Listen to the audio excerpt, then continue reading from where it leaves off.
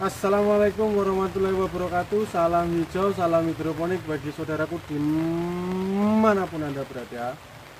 Pada kesempatan kali ini diiringi dengan suara-suara rintik hujan ya, karena pada sore hari ini di tempat saya hujan, dan semoga hujan ini sampai akhir Juni ya, agar sadu kebun kita dingin.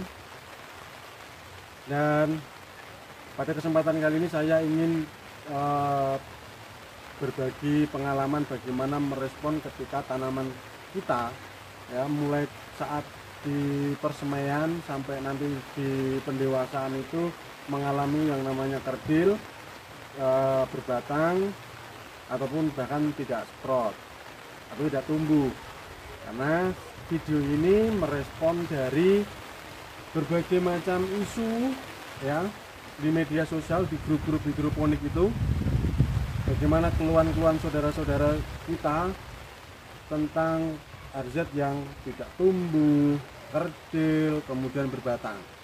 So, menemani sore ini, siapkan dulu kopinya, rokoknya, agar kita bisa slow ya. Kita berhidroponik, kita bikin asik saja. Nah, seperti yang teman-teman lihat di modul persemaian dan peremajaan saya, teman-teman bisa lihat di sini 100% tumbuh. Saya menggunakan Junction dari Rizwan. Nah, standar saja saya menyemainya. Rock wall dipotong 2,5 kali 2,5, kemudian dilubangi, kemudian taruh seperti biasa, standar, dan teman-teman juga sudah tahu hasilnya seperti ini. Dari 800 tumbuh semua ya.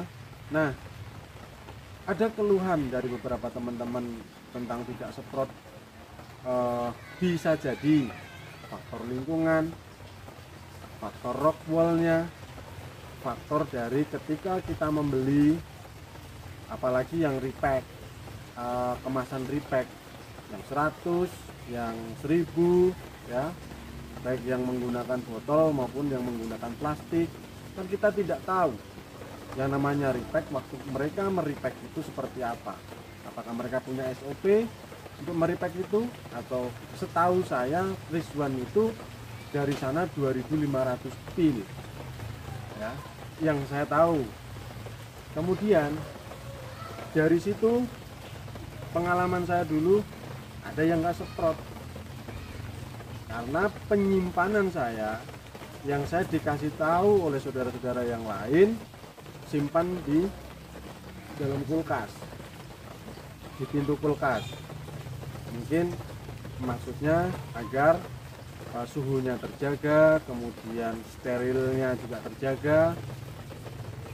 Tapi yang saya lakukan tidak seperti itu. Akhirnya saya hanya simpan di di suhu ruang ya, sehingga dari dulu 400 hampir 40%-nya tidak tumbuh. Pernah saya alami seperti itu. Dari pengalaman itu, mulai dari itu saya menyimpan itu ya di dalam kelas. Dan alhamdulillah ya, ini saya belinya repack 1000 pil. Nah, kemudian kerdil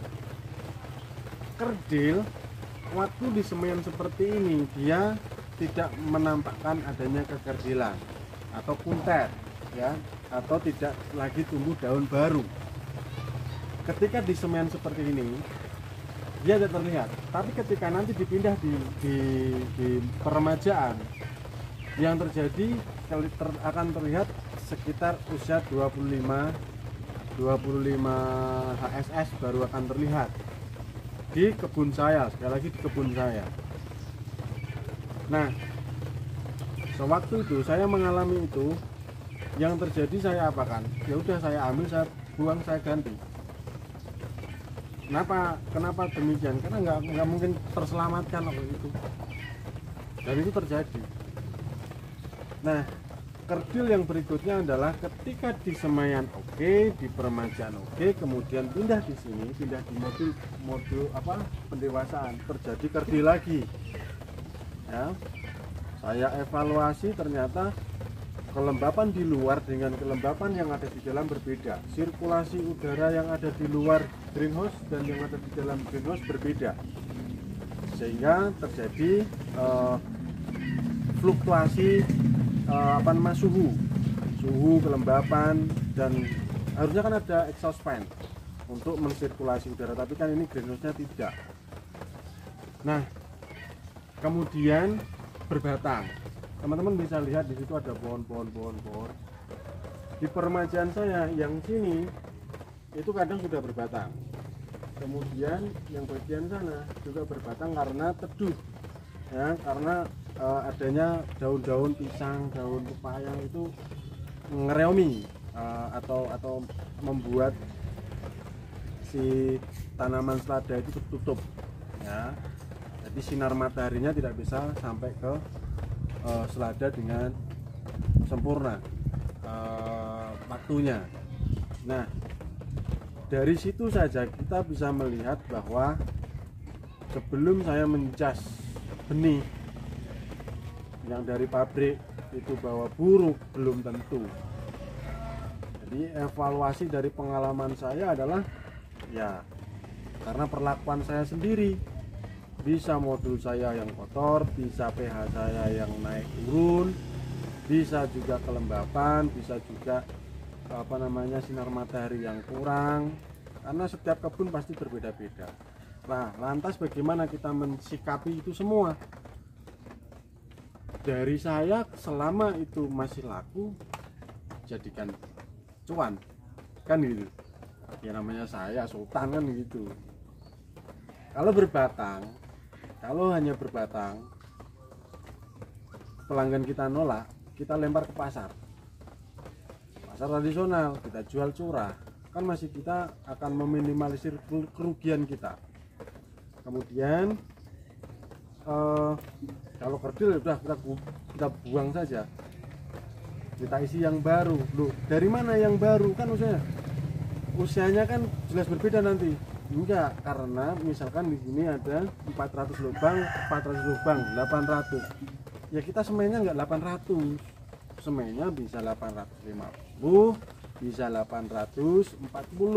Kita naikkan 10% dari total jumlah lubang kita. Ketika ada yang kerdil di peremajaan, langsung kita buang, kita masukkan yang baru. Kalau kekerdilannya itu sudah mencapai 80%, nah itu kita sudah angkat tangan itu. Kita hanya bisa memberikan masukan kepada pihak produsen atau ke pedagang yang kita itu pasti direspon dengan baik selama kita memberikan data-datanya, bagaimana kondisinya kebun kita, kan gitu. Nah, kalau masih bisa dijual, jual aja, nggak apa-apa. Mau berbatang, soalnya kan di tempat saya di desa ya, jadi nggak pengaruh dia mau berbatang, mau dia tidak berbatang, mau dia ngekrop, mau dia nggak ngekrop, nggak ada masalah.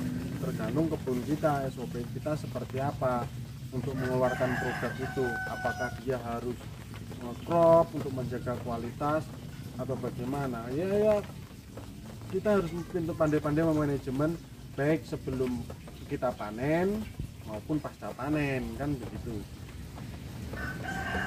Jadi kesimpulannya adalah kita sebagai petani memang harus presisi, tapi kita kembali lagi bahwa ya kita itu bermain dengan nyawa. Peternakan itu juga bermain dengan nyawa. Kita bertani, menanam tanaman, kita bermain dengan nyawa, sehingga tidak bisa kita memastikan. Berbeda kalau kita mau buat rokok yang dicetak, kita bikin berapa kertas, cetakannya pasti dengan cetakan, maka hasil cetakannya akan sama karena mereka ditimbang, keluarnya seperti ini, maka dia akan sama. Nah, kita bermain dengan nyawa berbeda. Jadi mari kita semangat, kita belajar dari Van MU, ya. Sekian tahun dia tidak juara, tapi kita harus sabar, ya. Sabar, stres masuk gua. Ya jangan gitu. Ya, masuk gua itu berdoa, gitu. Tapi kita juga harus apa namanya, berusaha nanam lagi, terus berusaha nanam lagi. Petani-petani kan seperti itu, gagal panen karena cuaca, gagal panen karena apa, hama, itu sudah biasa. Nah, kita nggak kapok. Kita kan sudah dari tahun 2018 kita sudah berbagi pengalaman gagal tanam. Kalau kita mau apa, bertani, kita itu harus siap panen, siap tidak panen, siap kaya harus siap melarat, kan begitu. Siap sukses harus siap bangkrut. Begitu juga sebaliknya, siap bangkrut maka kita juga harus siap sukses, kan begitu. Saya tidak mau menggurui, tapi saya hanya belajar bagaimana merespon benih-benih yang dalam tanda kutip menjadi kambing hitam kegagalan kita dalam berhidroponik. Sekali lagi, siapkan kopimu, kita seruput ya, kita seruput kopi. Slow, gagal tanam lagi, jadikan bahan evaluasi, kita sampaikan kepada produsen, kita beli lagi, kita tanam lagi, kita jual, kita dapat uang lagi, kan gitu, cuma muter gitu. Pokoknya pantang mundur sebelum tandur, pokoknya siap nandur siap makmur. Nek enggak siap makmur berarti ya enggak siap untuk nandur, kan gitu. Gitu ya teman-teman ya, pantang mundur sebelum tandur. Wassalamualaikum warahmatullahi wabarakatuh.